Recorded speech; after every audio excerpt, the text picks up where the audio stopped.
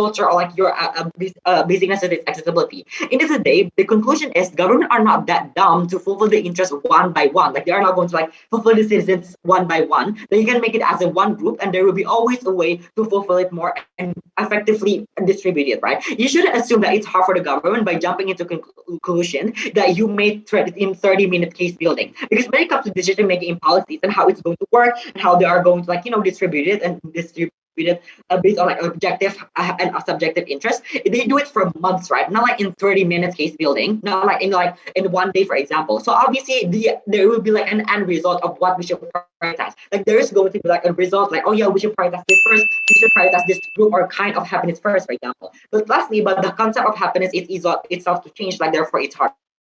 Just to say that it happens but change every single time. But the thing is, when it comes to it will change, we say that it's not as dramatized as like WhatsApp proposition wants to talk about, right? Like, come on, do you think it's realistic to say that the concept of happiness is going to change every single day? If you're talking about that, because when it comes to like happiness because of this, like it's based on like people going to be happy when they are not because when they are like able to fulfill the urgency that they are faced. Like for example, if they're basically unable to fulfill their businesses, for example, like our Sarda is going to protest that. So proud. The third speaker of the government spent 7 minutes and 40 seconds. Before we continue the debate, please wait for a minute for the PPT to think. And I also want to apologize for this technical issue.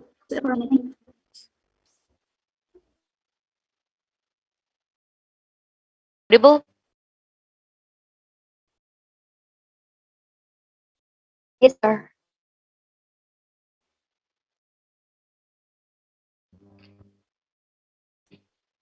Okay. For the government, I summon the third speaker of the opposition for the Okay, PI preference, just use the chat box to you pronounce she, her.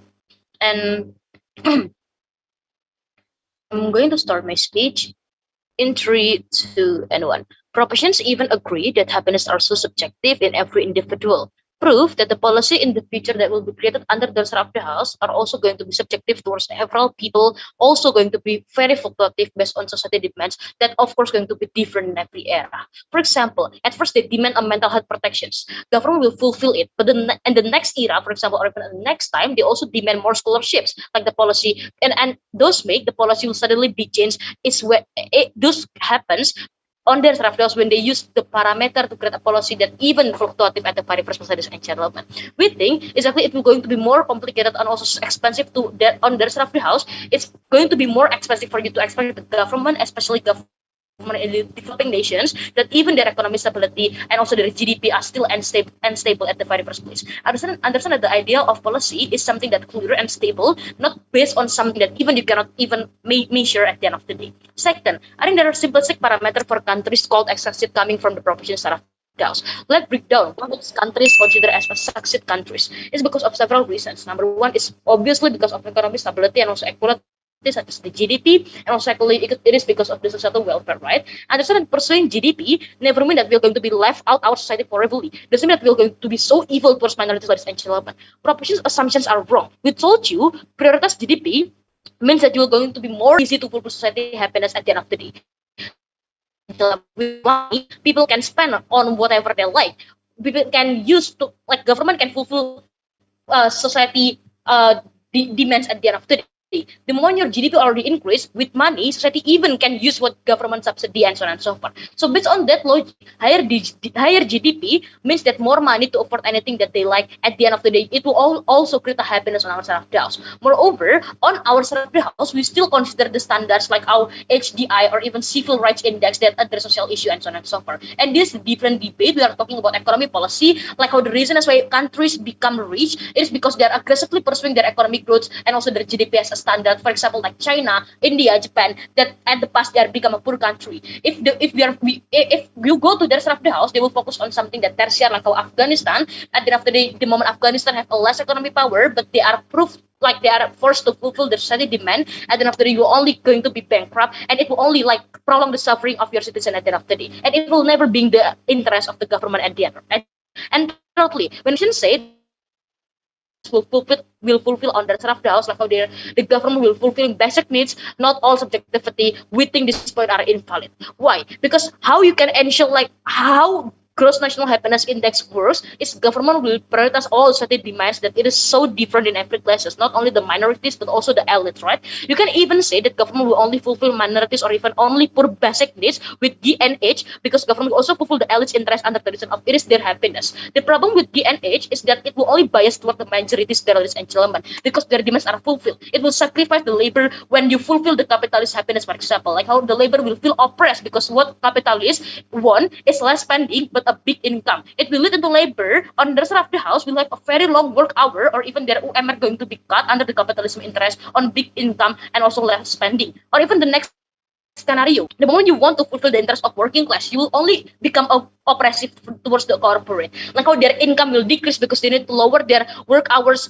from the labor and add the bonus towards the workers. It proved comparatively under our side of the house when we use GDP at the end of the day, I think it will going to be more adjust, like how also more objective, since the number is represent all the country's income in a year and divide by all the amount of population there. At the end of the day, you will going to be more easy to decide the policy. Moving on to my first slide, talking about which metrics that create a better policy for the countries. Firstly, they claim about GNH will be prioritized because it makes citizens happy, and this is what their citizens demand, and this is what government want. But firstly, panels, like it or not, following society demands will not increase those countries' economy at the end of the day.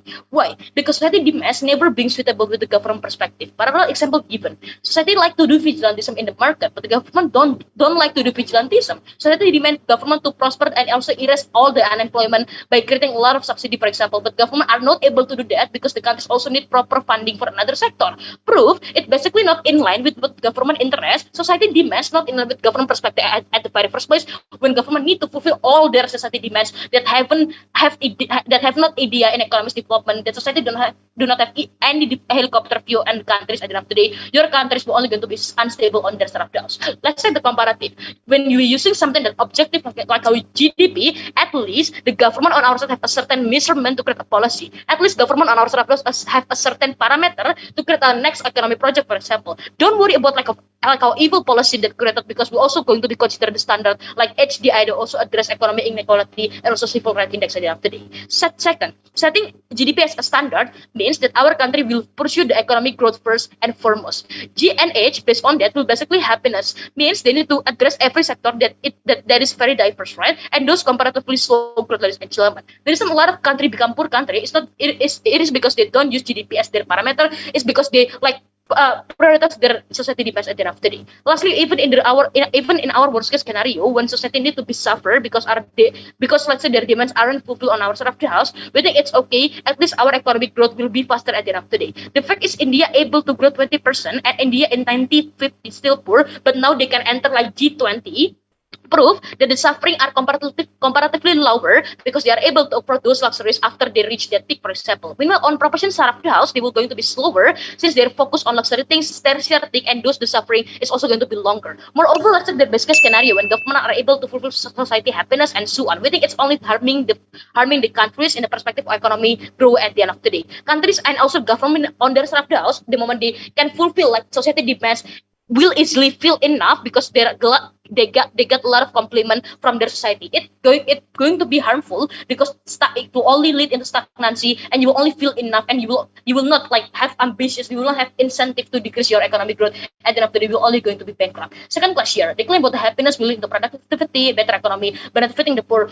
Exclusive happen on the side of the house. Understand that being productive isn't always talking about whether you are happy or not, because if you are following people emotion that's very subjective, you will only get nothing. If productivity on the side of the house only contingent by happiness, that government agree with that, then then there are a lot of people in their world they don't want to be productive under the reason of they are unhappy, for example, they are tired, for example. Like it or not, people will still going to be productive on our serapdos because they are rational, because they also consider the survivability as a person.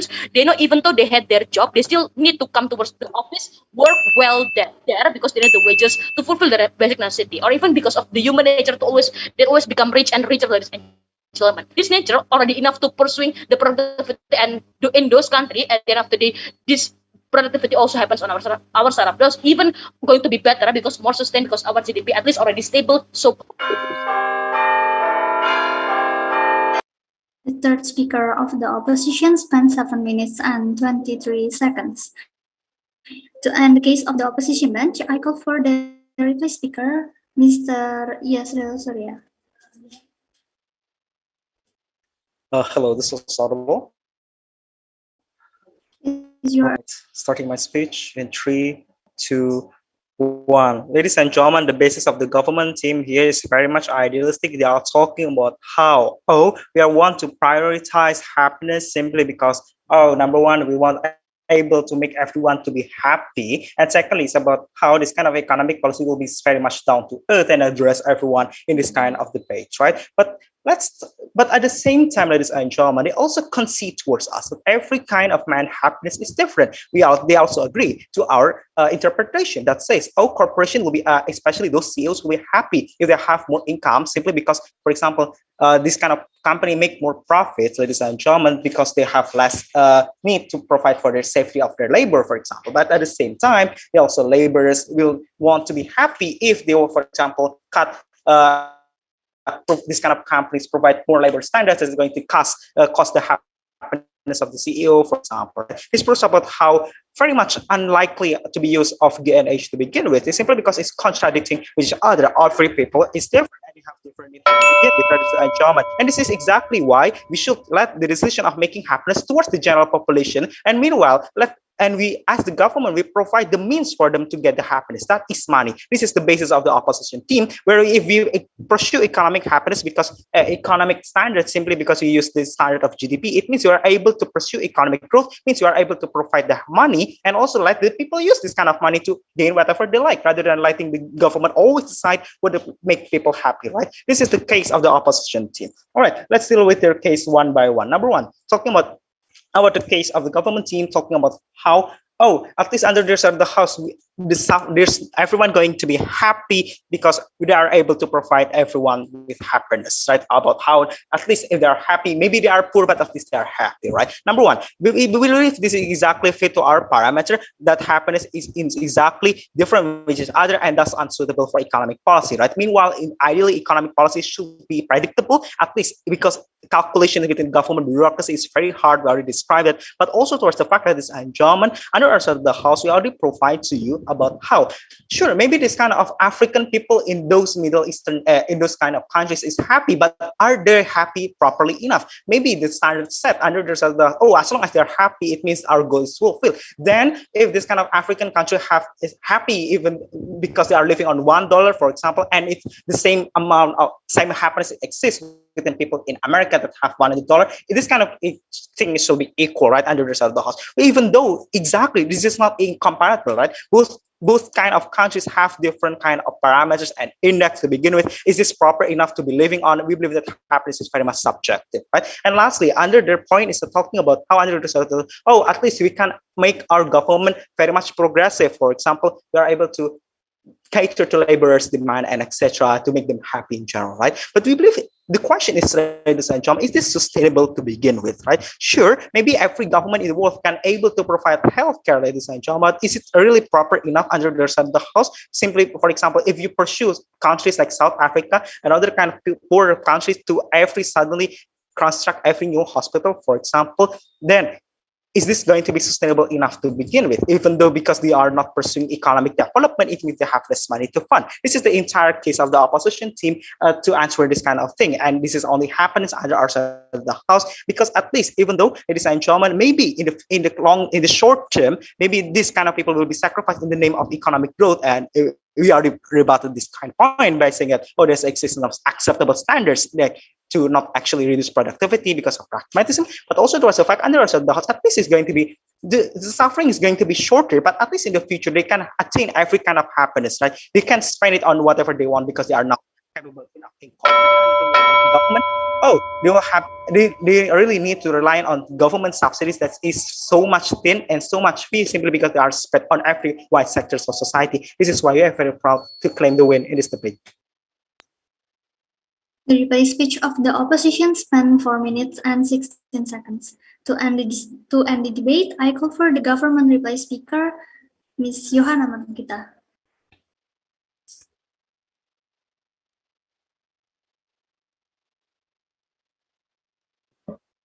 Am I audible? You are. Okay. I will start my speech in 3, 2, 1. Panels, we believe that a good country is a country that both fulfills the society's economic needs and also the society's satisfaction, which is happiness. And our side faces this matter. One major assumption that their side keeps on bringing out is that on our side of the house, we are not going to have policies that's going to improve the economy. But at the same time, their side of the house, first and third speaker, is talking about how GDP improvement could actually make citizens happy. If that's the case, then we are going to have that, right? Because it's going to guarantee the happiness. But the thing is, economic policies is not the only thing that are as positive, like increasing GDP, for example, but also like cipta kerja that are very harmful. Okay, so first point of first points of discussion about how economic policies have no certainty that it will reach much more benefit. Their side has not stated how it will actually make benefit, how it can actually make the citizens happy too. As to our side, we can actually make citizens more happy, but we're also proving that it could also raise and increase their productivity, which means also economic growing up. Secondly, side oppositions also keep assuming that money will fulfill everyone, that with a stable economy is enough. Well, we think that's wrong because, as we said, happiness is a very subjective matter, right? So even if the citizens have stable economy, it will not guarantee their happiness. Lastly, their side of the house also assume that under our side of the house, we are not going to prioritize GDP, for example. But panel sitting is that how their side of the house is able to assume that we are not going to make policies that's going to improve the country's economies. Panels from all those reasons that I have stated, it's clear as to who has more benefit to the society and who doesn't. As a government, we're prioritizing what the society as human being values and needs the most, which is happiness. For all those reasons, please side with the government team. Thank you. The reply speech of the government spent 2 minutes and 32 seconds. Now the debate has ended. Thank you to both teams for the debate. Since this is the silent room, I would like to ask all the participants and audiences to kindly return to the main room immediately. Thank you. With that, we are going to close the live stream. Thank you for all of the teams that has been very competitive and also very assertive in their own debate. We hope that this is going to be your very enjoyable experience and see you in IREC 2021. Goodbye and good luck.